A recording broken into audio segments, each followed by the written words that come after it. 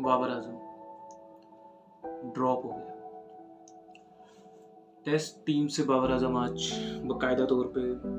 Drop हो गया और मुल्तान से उसको फ्री कर दिया। टीम वालों ने फ्री कर दिया कि आप जाओ, घर जाओ और जाके अपना जो आपने करना है टाइम शाइम स्पेंड करो। फ़िलहाल पाकिस्तान टेस्ट टीम को आपकी ज़रूरत नहीं है और आपको रेस्ट की ज़रूरत है। ये होना ही था, मतलब कि मैं अपना माइंड प्रिपेयर कर चुका था, बार बार खुद से ये कह गया कि बाबर रेस्ट ले लो, बाबर रेस्ट ले लो, क्योंकि 18 इनिंग से कोई 50 नहीं था, कुछ भी नहीं था। आई नो स्टार्ट्स थे, बहुत से स्टार्ट्स थे, 40s तक भी बंदा गया है, 20-30s तो नॉर्मल थे, लेकिन कोई एक चीज़ मिसिंग थी, मुझे नहीं पता क्या, कि वो उसको स्कोर नहीं करने दे रही थी, चलने नहीं दे रही थी, ऐसा बनने नहीं दे रही थी। क्या चीज़ रोक रही थी मुझे नहीं पता, लेकिन दिल से दुख हो रहा है, मतलब इतना दुख हो रहा है कि मैं बयान नहीं कर सकता। उसमें मैंने कभी सोचा नहीं था यार, मैं सीरियसली नहीं सोचा था कि जब तक बाबर आजम खेल रहा है तब तक वो कुछ इस तरह का फेस करेगा अपने करियर के अंदर कि उसको टीम से ड्रॉप कर दिया जाएगा या वो टीम पे बोझ लगने लग जाएगा। बाबर आजम की बात कर रहा हूँ, पता नहीं लोग क्यों नहीं समझते, लेकिन बहुत पोटेंशियल है, बहुत ज़्यादा टैलेंट भी नहीं कहूँगा, मतलब कि एक्सट्रीम पे है, पूरी कंट्री में सबसे ज़्यादा इसके अंदर है। जितने चले गए और जितने नए आएंगे उनका तो मुझे नहीं पता, लेकिन फ़िलहाल करंट बाबर से बेहतर कोई भी नहीं है। एम ही नहीं आप 14,000 इंटरनेशनल रन कर देते 45 प्लस एवरेज के साथ, ऐसे नहीं आप 30 हंड्रेड्स कर देते पाकिस्तान के लिए, ऐसे नहीं हर फॉर्मेट में आप 3 से ज़्यादा सेंचुरीज कर देते, ऐसे ही नहीं अगर आप मतलब कि कोई ऑर्डिनरी बैट्समैन हो या आपका फ्लूक है, आपका क्या कहते हैं दिन आया हुआ है, तो हर रोज़ ऐसे दिन नहीं आते कि आप 14,000 इंटरनेशनल रन कर दो 45 प्लस की एवरेज के साथ और 30 हंड्रेड्स बीच में स्कोर कर दो, हर फॉर्मेट के अंदर 100 स्कोर कर दो और सबसे ज़्यादा पाकिस्तान में सेंचुरी बनाने वाले हर फॉर्मेट के अंदर आप बंदे बन जाओ। मतलब कि ऐसे नहीं होता ना, और एज अ कैप्टन आपकी परफॉर्मेंस यहाँ से यहाँ पहुँच जाए, बेशक टीम मतलब कि उस तरह डिलीवर नहीं कर पा रही, लेकिन आपके अंदर कुछ ऐसा है कि जिसकी वजह से आप अपनी परफॉर्मेंस बेहतर कर रहे हो। आई नो 18 इनिंग्स से आप नहीं कुछ कर सके, मुझे अंदाज़ा है इस चीज़ का कि लोग अगर आर्ग्यू करेंगे कि भाई इसको सही ड्रॉप किया है, वो किया यार, देखो हर खिलाड़ी पे, हर प्लेयर पे, चाहे बॉलर हो, चाहे बैट्समैन हो, चाहे वो क्या कहते हैं फुटबॉलर हो, चाहे वो टेनिस प्लेयर हो, चाहे वो बैडमिंटन प्लेयर हो, चाहे मतलब कि स्नूकर प्लेयर हो, मेरे ख्याल से जितनी भी गेम्स होती हैं उसमें इस तरह के फेज आते हैं प्लेयर्स के साथ कि जहाँ पे जो वो करना चाह रहे होते हैं वैसा नहीं हो रहा होता। लेकिन हमारे ख्याल से हमें थोड़ा सा मज़ीद पेशेंस देना, जैसे कोच और कप्तान बजिद थे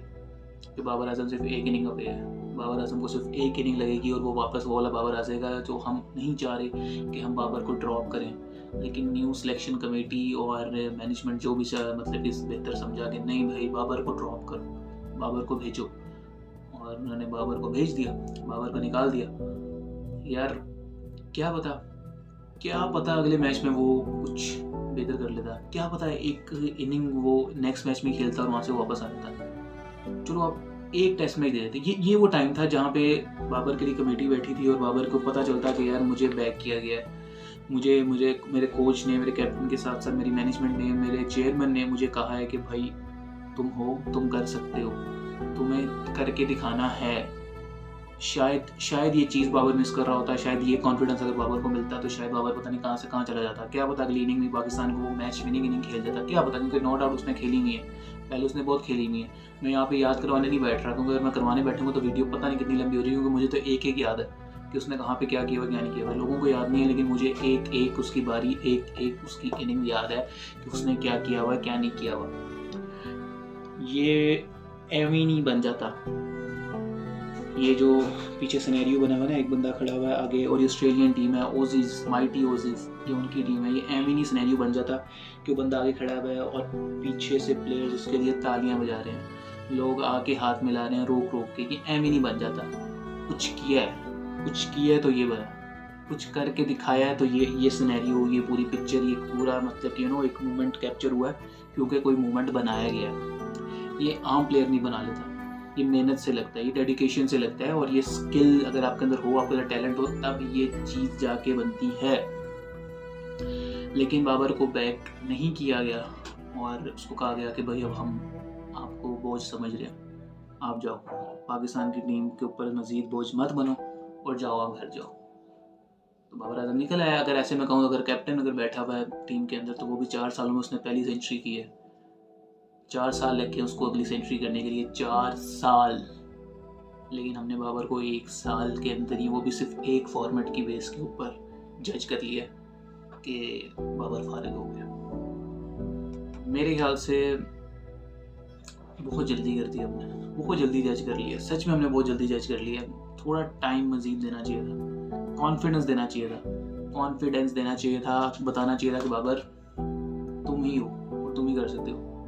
और तुम करके दिखाओगे। लेकिन खैर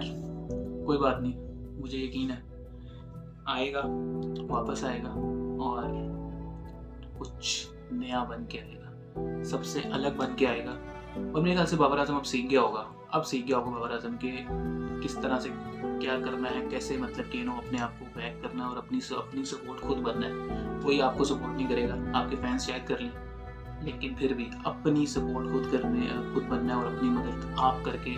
खुद टीम में आना है। जाओ, जाके डोमेस्टिक खेलनी है या जो भी खेलना है, जिस तरह की प्रैक्टिस करनी है बाबू जी तुम्हारे ऊपर है। लेकिन ये मत बोलना कि मैं तुम्हारे बाकी साथ हूँ। इंशाल्लाह वापस